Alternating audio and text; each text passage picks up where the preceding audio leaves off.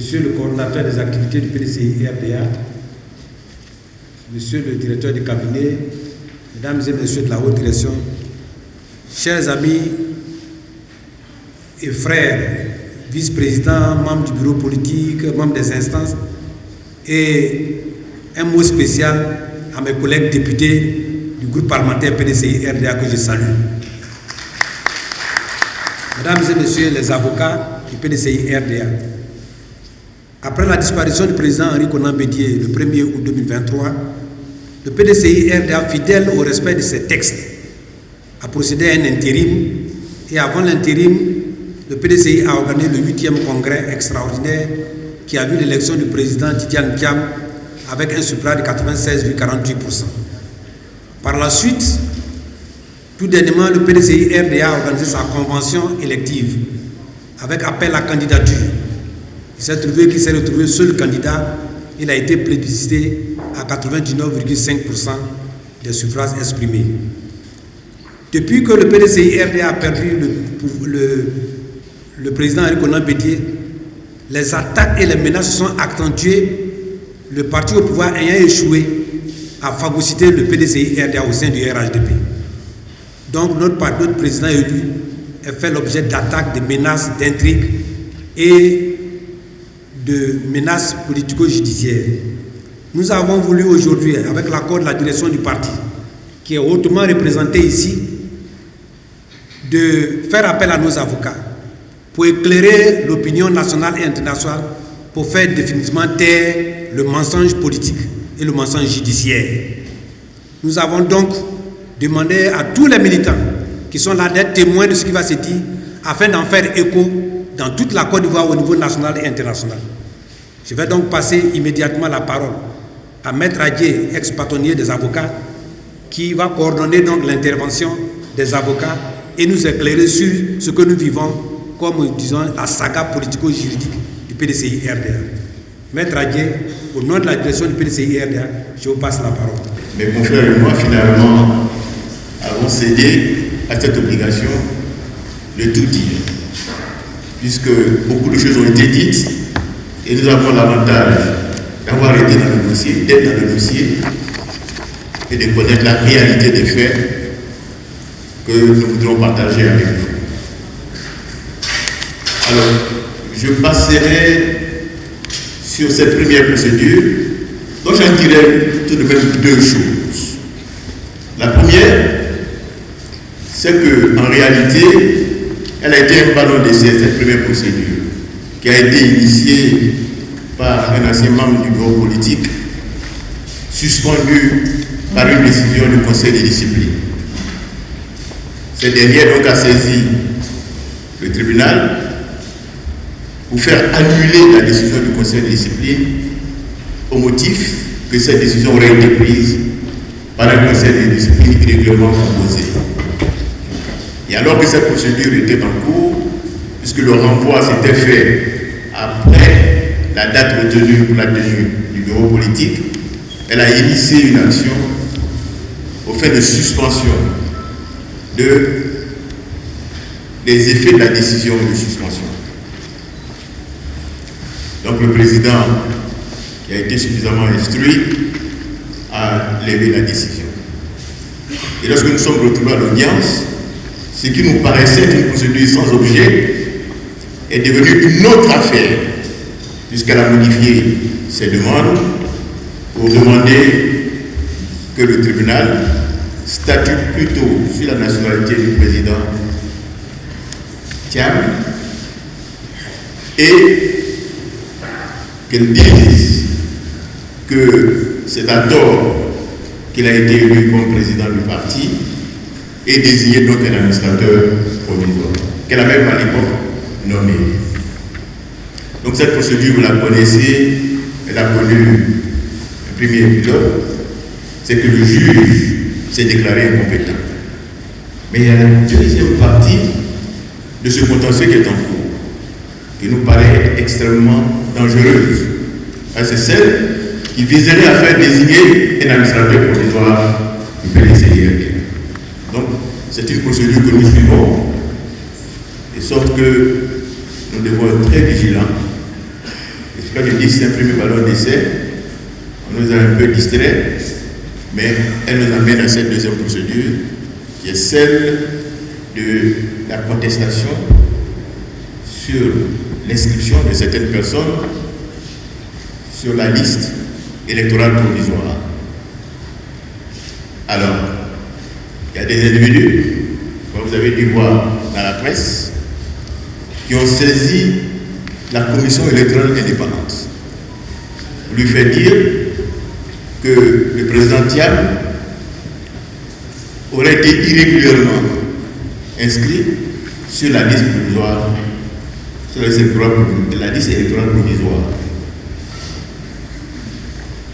Et ces personnes, l'argument que ces personnes ont développé, les arguments sont fondés sur l'article 48 du Code de la nationalité, parce que le président Thiam a été naturalisé en 1987, et donc à partir de cette date, il aurait perdu la nationalité ivoirienne. Et également sur l'article 50 de ce même code qui précise que l'Ivoirien perd la nationalité lorsque il obtient la nationalité d'un autre pays. Et troisièmement, leur action était fondée sur une circulaire interministérielle qui est interprétative de la loi de 1961. Nous avons posé le principe, c'est pour ça que mon intervention va être imprégnée à ce que va développer M. Dadier. Nous avons posé le principe que le président Thiam, il est français, et donc étant français, l'article 48 allégué ne lui est pas applicable. Mais comme il y a dans le dossier un décret de naturalisation qui est effectif parce qu'il a été pris en 1987, nous sommes bornés donc à le déstructurer. Pour leur expliquer que l'article 48 a supposé même que le président Thiam n'ait pas eu une nationalité française d'origine. Cet article 48, celui qui l'invoque contre une personne a deux obligations. Certes, prouver l'existence d'un degré, mais surtout prouver que cette nationalité a été acquise, a été obtenue volontairement. Donc, le premier point que nous avons opposé, nous avons dit, mais vous voyez, Madame le Président, nous sommes en train de débattre d'une question qui porte sur la nationalité. Donc, débattant d'une question qui porte sur la nationalité, on glisse subrepticement d'un contentieux sur la liste électorale vers un contentieux sur la nationalité. Nous avons dit, vous n'êtes donc pas compétent pour connaître de ce contentieux. Parce que le contentieux sur la nationalité, il est de la compétence du tribunal de première instance. Alors que vous êtes la juridiction présidentielle. Alors, il faut savoir que dans un tribunal, il y a la juridiction présidentielle, c'est le juge unique, le président du tribunal. Bon, avec Ouada, ils ont créé la juridiction des contestations en matière de... Ça, c'est toujours la juridiction présidentielle, qui par délégation de pouvoir, donc désigne un juge pour le faire. Et puis, il y a le tribunal. Le tribunal qui statue dans sa forme collégiale. Nous avons dit, juge unique, vous n'êtes pas le tribunal. Donc vous ne pouvez pas connaître du contentieux de la nationalité. Et le deuxième élément que nous avons soulevé, nous avons indiqué à Madame le Président que ce contentieux-là, il ne peut pas avoir été introduit par ces personnes-là. Pour la seule et bonne raison que le contentieux sur la nationalité, à titre principal, est ouvert par le procureur de la République et lui seul. il a l'exclusivité de ce pouvoir de contestation de la nationalité d'un citoyen. Et même quand dans un procès, la question de la nationalité intervient, la seule personne qui est habilitée à porter cette contestation, c'est encore le procureur de la République. Donc, à titre principal, ou de façon incidente à un procès en cours, seul le procureur de la République est compétent, c'est une compétence exclusive à porter cette contestation. D'ailleurs, la loi même le dit, la loi sur la nationalité précise que même si la question est soulevée devant une juridiction suprême comme la Cour d'assises, à l'époque c'est la Cour d'assises, c'est resté, mais parce qu'on a créé maintenant la nouvelle juridiction criminelle, et le texte n'a pas été modifié sur ce point, donc on reste à la Cour d'assises, comprenez la haute juridiction qui juge les criminels, que la question de la nationalité est soulevée, elle doit être soulevée comme étant une question préjudicielle. Ça veut dire que la juridiction qui est saisie doit surseoir à statuer, renvoyer la partie qui soulève la question devant le tribunal compétent pour que la question de la nationalité soit tranchée. Et ce n'est que lorsque la question de la nationalité est tranchée que le juge pénal, y compris le juge de cassation, en tire les conséquences au plan pénal. Nous avons dit, vous voyez, tous ces éléments font que vous ne pouvez pas connaître ce dossier, et même si vous estimez par un braquage judiciaire que vous êtes compétent, celui qui vous a saisi, lui, il n'a pas la qualité pour vous saisir d'une contestation sur la nationalité. Malheureusement, l'affaire a été mise en délibéré et nous avions espoir parce que nous nous sommes dit, comment elle peut passer outre ces dispositions qui sont d'ordre public. La disposition d'ordre public, elle est celle qu'on peut soulever à n'importe quel moment d'un procès. Elle est celle que la loi oblige le juge à soulever lui-même. Donc, n'ayant pas soulevé, nous l'avons soulevé. Et on s'est dit, bon, cet aspect ne nous posera pas de questions, ne nous posera pas de problème, parce que ça nous paraît relever de l'évidence. Et ensuite de cela, nous avons dit, nous avons répondu aux moyens développés par les demandeurs qui sont focalisés sur l'article 48. Ils sont focalisés sur la perte de la nationalité. Et vous avez vu, nous avons entendu un haut responsable, un haut magistrat ce matin qui a esquivé une question qui doit être posée sur la situation en l'état du président Thiam. Puisque vous parlez de l'article 48 et vous dites que la perte de la nationalité ivoirienne, elle est automatique. Je dis, mais voilà, vous dites une chose que la loi n'a pas dite. Parce que dans la même loi, les dispositions ont dit obtient la nationalité de plein droit. On utilise le terme plein droit. En l'espèce ici, on dit perd la nationalité. Celui qui tend. Donc vous ajoutez le obligatoirement. Ça ne ressort d'aucune disposition de la loi. Mais quand vous ajoutez, vous oubliez l'autre, qui est le obligatoirement. C'est celui, contrairement à ce que nous avons entendu, c'est celui qui argue de ce qu'une personne n'a plus la nationalité ivoirienne, elle n'a plus la nationalité, qui doit démontrer les dispositions de l'article 48, qui sont de deux ordres. La perte de la nationalité, ok, par décret, naturalisation et puis, mais la perte de la nationalité volontaire. Et nous avons expliqué au juge, justement, que la France, la France, elle a plusieurs types d'acquisition de la nationalité française. Il y a celle qu'on demande, qui fait l'objet d'une enquête. Il y a celle qu'on vous donne, parce que vous avez rendu service à ce pays. Ce n'est pas à nous d'apporter la preuve de quelque chose qui n'existe pas. Si vous dites que nous avons obtenu volontairement la nationalité ivoirienne, vous apportez le décret, mais dès lors que la loi nous dit qu'on peut obtenir la nationalité par décret, donc on fait la demande, c'est volontaire, mais on peut l'obtenir quand on vous la donne.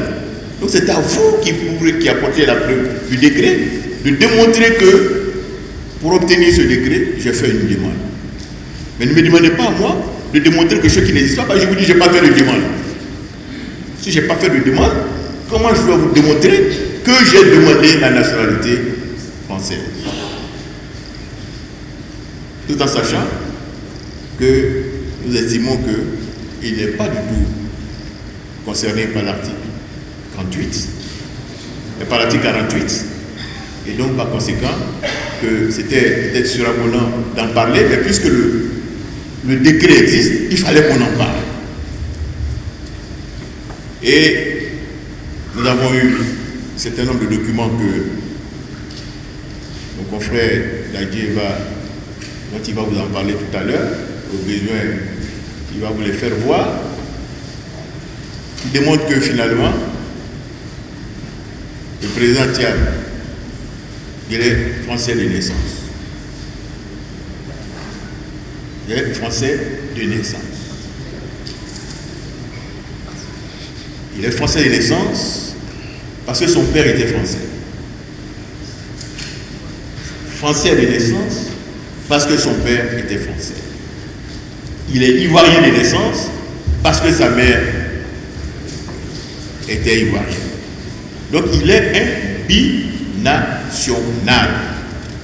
Et le binational n'est pas concerné par l'article 48.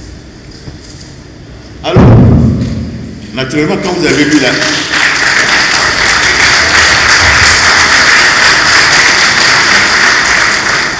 Bon, naturellement, tout à l'heure, mon frère va un peu mieux développer cet aspect. On le réserve, mais bon, je suis peut-être un peu... C'est parce que j'ai le micro, donc j'en parle de survol. Mais quand j'ai lu la décision du juge, le juge dit, mais que ce document est illisible. Mais nous, on a fait des copies, mais il est lisible, même les copies sur copies sont lisibles. Il dit que ce n'est pas lisible. Mais entre nous, dans notre métier, quand une personne produit un document qui n'est pas lisible, le juge fait quoi? Il met, produisez-moi une copie plus lisible. Vous ne l'écartez pas, parce que le juge, il a l'obligation de tout mettre en œuvre pour parvenir à une décision juste. Mais mieux, il vous dit, mais c'est tout fait là qu'on a délivré le document. On a délivré le document à la mairie du Black. On aurait pu renvoyer le dossier pour faire un compulsoire, puisque on n'avait pas cette crainte que ce document pouvait être rejeté. Si c'est un document officiel, c'est la mairie du Prélat. Mais en réalité, le président, l'ancien président de la Cour d'appel ce matin, qui est le directeur des affaires civiles, il a essayé d'expliquer. Mais le délai qui était imparti au juge pour trancher le litige, un délai de 5 jours. Mais entre les 5 jours, il y a eu le samedi, il y a eu le dimanche, il y a eu le lundi férié. Donc en réalité, nous avons le premier jour, nous l'avons occupé pour solliciter justement le renvoi pour répliquer aux requêtes des demandeurs que nous n'avions pas en notre possession. Et le dernier jour, c'était le 5e jour. Et vous avez vu que le juge a rendu une décision de près de 40 pages à une audience qui s'est achevée à midi, à 15h. Donc entre midi et 15h, et midi et 16h, elle a rédigé les 48 pages.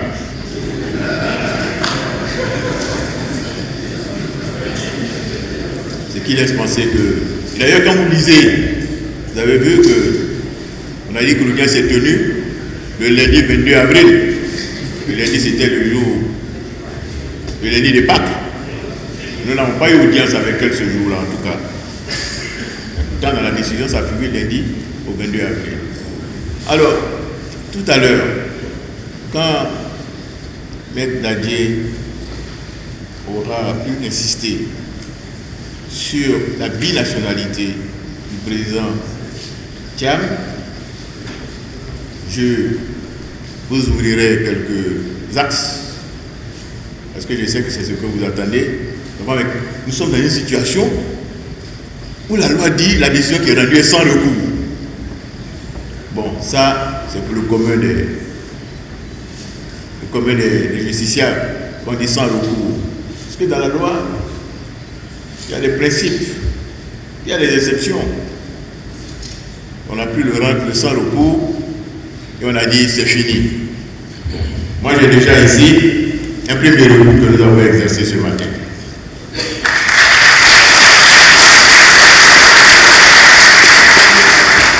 Nous avons exercé ce recours parce que dans la précipitation, le juge qui a tranché un litige qui porte sur la contestation sur la nationalité, qui touche l'état des personnes,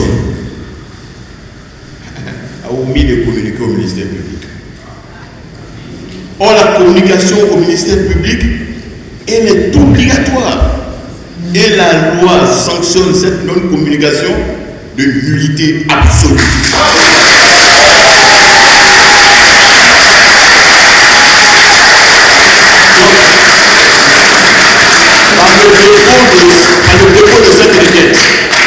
Par le dépôt de cette requête, la décision qui a été prise, elle n'existe pas. Elle ne peut pas produire d'effet parce qu'elle est nulle.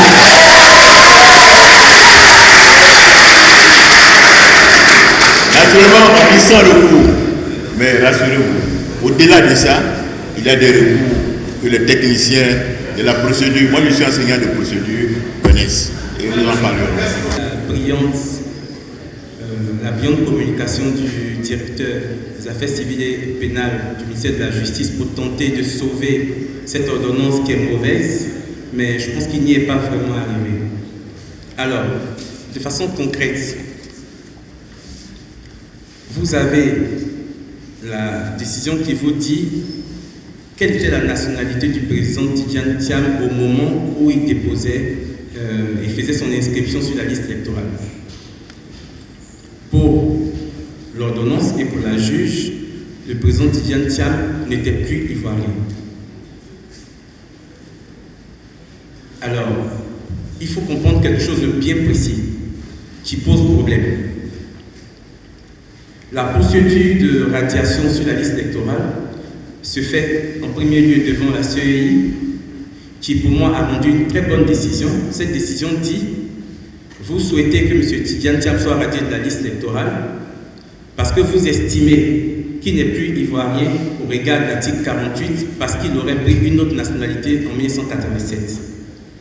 Peut-être. Mais j'ai à mon dossier les conditions qu'il devait remplir pour être sur la liste électorale, notamment en produisant un certificat de nationalité. Alors, la juge vous dit l'article 48 s'applique systématiquement et vous avez le DACP qui la soutient en disant que le certificat de nationalité tient jusqu'à preuve du contraire. Et la preuve du contraire ici serait l'existence du décret de naturalisation de M. Tidjane Thiam.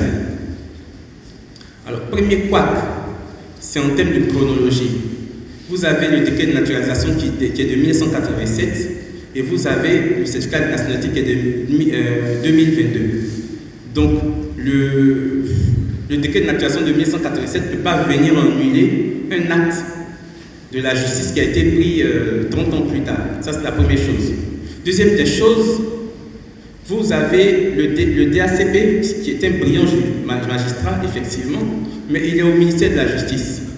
Et je tiens à dire qu'au ministère de la Justice, la seule parole crédible est celle du ministre de la Justice. Ni de son collaborateur, ni de son chef cadre, ni de son DACP. Vous avez le ministre de la Justice qui vous dit, qui prend en décembre 2024 une note explicative de l'article 48, que je vous lis.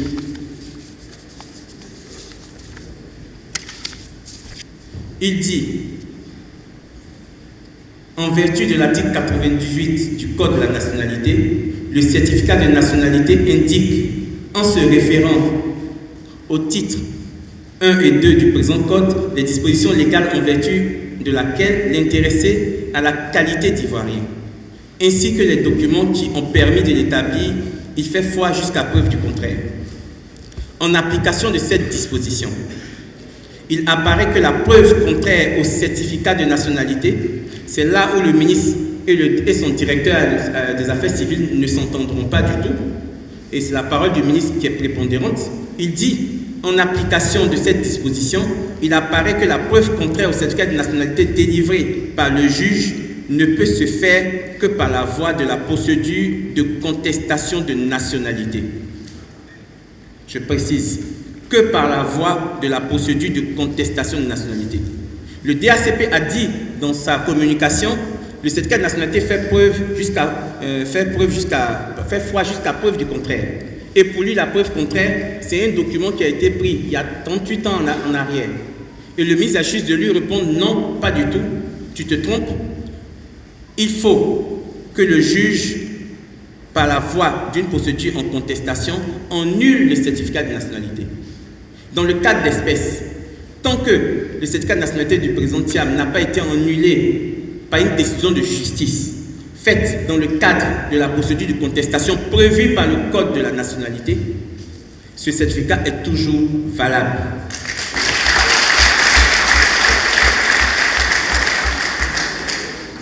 Et c'est mon point de vue personnel, mais c'est aussi le point de vue personnel de notre brillant ministre de la Justice, qui est un excellent magistrat, et qui est la seule autorité dont la parole fait foi au ministère de la Justice, peu importe tous ses collaborateurs qu'il a, dont le directeur des affaires administratives et pénales, qui n'aurait dû regarder la note de son ministre avant de venir faire son intervention.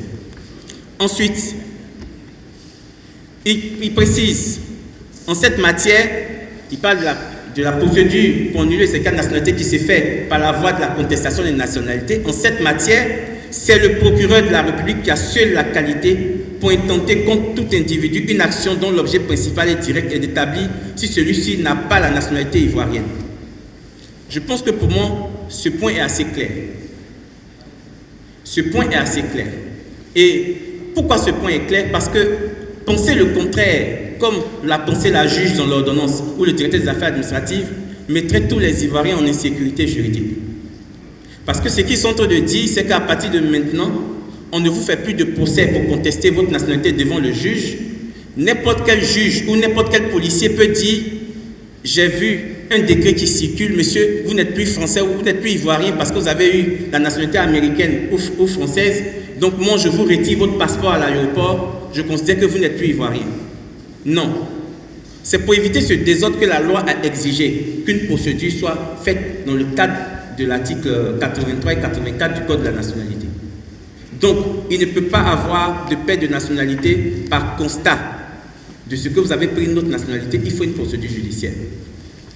Vous avez également un éminent juriste du RHGP, pour moi, un éminent juriste du RHGP, qui est le ministre Cissé Bakongo. Et non, mais je le dis sincèrement, j'estime que c'est un éminent juriste, et je pèse vraiment mes mots, qui a fait un livre en 2 tomes, intitulé « Chronique d'un parcours », tome 1 et tome 2. Mais c'est le tome 1 qui va nous intéresser aujourd'hui. Et vous prenez les pages 307 à 309 que j'ai compulsées, que j'ai envoyées à la presse. Toutes les pièces dont je parle, je les ai compulsées et envoyées en PDF à la presse. Donc vous pouvez les consulter en même temps que moi si vous voulez. Produisez le décret d'autorisation de la paix de nationalité d'Ado. Voilà le titre de cette page. Alors, le ministre Cissé Bakongo dit quelque chose d'important qui rejoint ma position et qui rejoint également la position du ministre de la Justice. Il dit, par ailleurs, le Code de la nationalité organise la preuve de la renonciation à la nationalité. Là, il rajoute même qu'il faut mettre un décret de l'État du Côte d'Ivoire. Et enfin, à la page 310, il vous dit aussi, est-ce à juste titre qu'il lui a été délivré un certificat de nationalité qui demeure valable. Car ce certificat ne saurait valablement être annulé que dans le cadre d'un procès en contestation de la nationalité ou d'un procès en faux. Voilà ce qu'il dit. Sauf pour moi à penser que la parole de notre ministre de la Justice et garde des Sceaux n'a plus de valeur sur l'application et l'interprétation du Code de la nationalité, je tiens à vous dire que le certificat de nationalité, là, dans la loi, il est en principe signé par le juge de la paix. Et comme nous n'avons pas de juge de la paix, ils ont substitué au président des juridictions des juges de la paix qui les signent. Mais en dernier recours, c'est le ministre de la Justice qui apprécie à qui on doit délivrer le certificat de nationalité ou à qui on ne doit pas le délivrer. Donc si un juge vous refuse le certificat de nationalité, vous avez la possibilité, conformément au Code de la nationalité, de saisir le ministre de la Justice qui statue en dernier ressort. Donc quand on parle de certificat de nationalité, c'est plus le domaine réservé du ministre de la Justice que de ses collaborateurs, qui peut-être même, j'estime, le font par délégation. Et il est clair, il faut un contentieux de la nationalité qui se fait devant le juge du fond et non devant un président de tribunal. Donc pour nous, la position de la juge que tente de défendre le DACP est totalement fausse. On ne pouvait pas apprécier la nullité du certificat de nationalité du président Tidjane Thiam en estimant simplement qu'on a apprécié ou interprété l'article 48 alinéa 1 du Code de la nationalité. Et c'est pour cela que je dis que la décision de la CEI est une bonne décision. Et je pèse mes mots. Ensuite, on nous a parlé de feuilles volantes. Et moi, j'ai beaucoup apprécié ce thème, de feuilles volantes. Mais je vais vous mettre à l'aise. Les feuilles volantes ont toujours existé. Quand vous avez un extrait de naissance, sauf à le rattacher à un autre document, c'est une feuille volante. Mais n'en demeure pas que c'est quand même un extrait de naissance. Donc, ne soyons pas choqués par le thème feuille volante parce que c'est ce qui est. Une copie intégrale est une feuille volante, mais c'est quand même une copie intégrale. Alors, en Côte d'Ivoire et surtout au tribunal d'Abidjan-Plateau, je peux vous rassurer qu'on fait les certificats de nationalité sur la base de feuilles volantes. Oui, et je confirme, ça se fait sur la base de feuilles volantes. Mieux, le ministère de la Justice a amélioré le système de délivrance des certificats de nationalité en permettant maintenant que la feuille volante soit envoyée depuis la maison, depuis votre téléphone ou depuis votre ordinateur. Vous n'avez même plus besoin de vous déplacer pour envoyer votre fameuse feuille volante au tribunal. Donc, est-ce que c'est de cette feuille volante que nous parlons dans cette décision? Si c'est la même feuille volante, j'estime qu'elle a valeur probante. Deuxième des choses, on nous a parlé de la nationalité du père du président Tidjane Thiam. Et je voudrais qu'on clarifie cette situation ici une fois pour de bon. Déjà dans la décision, la juge nous reproche de ne pas apporter suffisamment de preuves sur cette nationalité. Ce qui suppose qu'on met en place le principe de l'apport de preuves. Mais dans sa décision, la juge vous dit qu'elle estime que le père de Tidjane Thiam était ivoirien au moment de sa naissance. Elle ne rapporte aucune preuve de cette déclaration sur laquelle elle veut se fonder. Mais moi je vous dis, en Côte d'Ivoire, aucune personne et aucune autorité ne pourra vous rapporter la preuve d'un tel document justifiant de la nationalité du père Tidjane Thiam, de M. Amadou Thiam, au moment de la naissance de Tidjane Thiam le 29 juillet 1962. Ce n'est pas possible. Celui qui vous l'a produit aura fait du faux. Parce que le père de Tidjane Thiam, M. Amadou Thiam, est devenu ivoirien 3 mois après la naissance de M. Tidjane Thiam. Vous avez son décret de naturalisation qui est de novembre 1962. Tidjane Thiam est né le 29 juillet 1962. Donc techniquement, pour moi, cette décision est mauvaise parce que cette décision ne peut pas s'appuyer sur le fait que le père de Tidjane Thiam est ivoirien au moment où il ne l'était pas, sans aucun élément de preuve qui ne peut jamais exister. Qui ne peut jamais exister. Quant à nous, nous disons à la justice, et je vous ai produit les éléments dans mon PDF, que le père de Tidjane Thiam, M. Amadou Thiam, était français au moment où Thiam venait au monde. Comment nous le prouvons? Mais c'est très simple. Nous avons fait des recherches et retrouvé le registre d'état civil où M. Tidjane a été enregistré à sa naissance. Ce registre-là, c'est le registre d'état civil européen, qu'on appelle le ECE. Bon, nous qui sommes plus jeunes, on ne l'a pas connu, mais je pense que les anciens savent de quoi nous parlons. Et ce ECE-là était opposé au registre indigène. Le thème est un peu choquant, donc par la suite, dans les années 34-35, les Africains ont estimé qu'il fallait le modifier et autour de 40, il est passé au registre central, que nous avons gardé jusqu'à ce jour. Donc vous aviez le registre des Européens et vous aviez le registre central. 98% environ des Ivoiriens étaient enregistrés dans le registre central. Et environ 2-3% étaient enregistrés dans le registre des Européens parce qu'ils avaient un de leurs parents au moins qui était européen. Alors, en 1959, venant au monde la grande sœur de Tidjane Thiam, Yamoussoul Thiam. Elle a été enregistrée au registre d'état civil européen de 1959. Le maire Héro Jacques, à son père qui est venu au monde avant 1960, autour de 1940-49, il a été enregistré au registre des indigènes. Monsieur Akossi Benjo, ici présent, dont j'ai eu copie de son extrait, qui est né avant 1960 également, a été enregistré au registre des indigènes, qui est devenu le registre central. Bon. Monsieur Akossi Benjo, mon doyen qui est né en 1951, a été bel et bien enregistré au registre des indigènes et j'ai une copie de sa copie intégrale. Alors, vous verrez dans les écritures que je vous ai produites, un moment, la juge vous dit, elle ne comprend pas pourquoi nous parlons de la copie intégrale de M. Héro, le père d'Héro Jacques. Mais nous en parlons très bien, et c'est bien écrit dans mes écritures, que nous le faisons par comparaison pour éviter toute confusion et lui laisser une seule marge d'erreur pour prétendre qu'elle n'avait pas les bonnes informations et que c'est comme ça qu'elle a pu se tromper. Non, pas du tout. Nous lui disons qu'avant 1960, tout le monde n'était pas inscrit dans le même registre. 90% des Ivoiriens étaient dans le registre indigène qui est devenu le registre central et les 5 ou 10% étaient dans le registre européen. Donc on lui donne dans une interprétation la copie intégrale de Nana Yamoussoul Thiam et de celle du maire Héro Jacques, qui sont inscrits dans deux registres complètement différents. Mais quand vous prenez la copie intégrale de Yamoussoul Thiam, on vous dit né de Amadou Thiam, né en 1923, citoyen français de naissance. C'est écrit noir sur blanc. Et vous avez les éléments que je vous ai envoyés. C'est écrit noir sur blanc, M. Amadou Thiam, citoyen français de naissance. Dans une copie intégrale de 2010.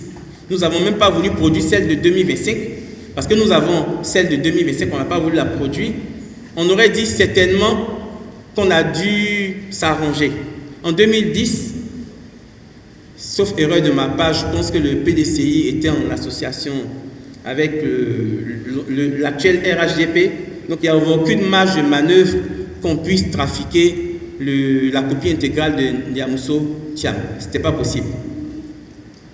Donc, en 1960, tous ceux qui ont été inscrits dans le registre d'état civil européen, après 1960, on ne marquait plus les nationalités parce que pour les Ivoiriens ont estimé que ça allait de soi, que la séparation était déjà faite et qu'il ne pouvait pas avoir de confusion. Mais, je pèse bien mes mots, vous ne pouvez pas vous lever ici, aller au consulat de France ou au consulat d'Espagne à Abidjan et dire que vous venez enregistrer votre enfant qui est né de père et de mère ivoiriens. Vous ne serez même pas reçu. Ce n'est même pas techniquement possible. Donc le père de Thiam, en 1959, s'est inscrit citoyen français de naissance. Donc il n'est même pas devenu français quelques jours avant, il est devenu français depuis sa naissance. 2 ans, 3 ans plus tard, en 1962, le père de Thiam vient à l'état civil et il dit « Je veux déclarer la naissance de mon fils ». Et il la déclare où? Dans le registre d'état civil européen. Là où M. Akossi Benjo et le père du maire Héro Jacques n'ont pas la chance d'être inscrits. J'aurais même pu rajouter le père aussi du maire de Port-Boué. Bon, donc, je le dis comme ça, mais c'est très sérieux. Si la juge estime que ça, ce n'est pas une preuve suffisante, moi j'estime que ça me pose un problème. Là où elle a estimé que le père de Thiam était ivoirien, alors qu'il n'a jamais été ivoirien au moment de cette naissance, je trouve que ça me pose problème. Finalement, la décision dit qu'elle ne statue pas sur la nationalité, comme disait mon aîné, le bâtonnier Adjé, mais la décision est une véritable décision qui statue sur la nationalité. Et nous avons des éléments de preuve. Vous avez le maire Assali Tiemoko, qui a fait le même contentieux sur la liste électorale pour radier certaines personnes, la CEI a rendu une bonne décision en disant tant que vous ne nous envoyez pas une décision qui annule les certificats de nationalité ou qui remet en cause leur nationalité, moi je ne peux pas les prendre en compte. Le maire Assali Tchimoko ne s'est pas arrêté. Là, il a saisi le président du tribunal compétent qui a rendu des décisions pour lui dire « Je n'ai pas la compétence d'apprécier la nationalité d'un citoyen ivoirien. Vous devez aller faire une procédure pour faire annuler son certificat de nationalité devant le juge du fond. Une fois que vous aurez ce document, vous le produirez à la CEI qui le prendra en compte. » Mais c'est même le principe de la révision de la liste électorale. Le président de la CEI l'a bien rappelé. À chaque révision de la liste électorale, le président de la CEI demande au ministère de la Justice « Donnez-nous la liste des personnes qui ont perdu leurs droits civils et civiques. » Et le ministère leur communique une liste accompagnée des décisions de justice devenues définitives qui justifient que ces personnes ont perdu leurs droits pour l'instant. Et le président de la CEI le dit, c'est sur la base de cette liste et des décisions de justice qui montrent que ces décisions sont définitives, qu'ils prennent en compte ces personnes-là et les mettent hors de la liste. Donc, tant qu'il n'y a pas de décision de justice qui constate la perte de la nationalité de M. Thiam ou qui annule son certificat de nationalité, comme le dit clairement dans une note explicative le ministre de la Justice en décembre 2024, il y a moins de 6 mois, il n'est pas possible d'en tirer des conclusions. Sinon, c'est la porte ouverte à tous les abus. Je voudrais m'arrêter là, redonner la parole à mon aîné et on attendra éventuellement les questions. Merci. Le premier, c'est que la radiation de M. Thiam est un acte de braquage judiciaire dans le domaine du juge de la nationalité. Le deuxième, souvenons-nous, dans les pages noires de l'histoire de nos élections, les premières pierres lancées sont venues de décisions judiciaires. Nous en sommes. Troisième point, c'est que la nationalité est un droit humain fondamental et non une étiquette à attribuer à un citoyen au gré des saisons électorales. Pour vous dire que le président Thiam est né franco-ivoirien et tant qu'une décision de justice n'aura pas statué sur toutes les pièces qui lui ont été délivrées après 1987 qui confirment sa nationalité ivoirienne, il est ivoirien.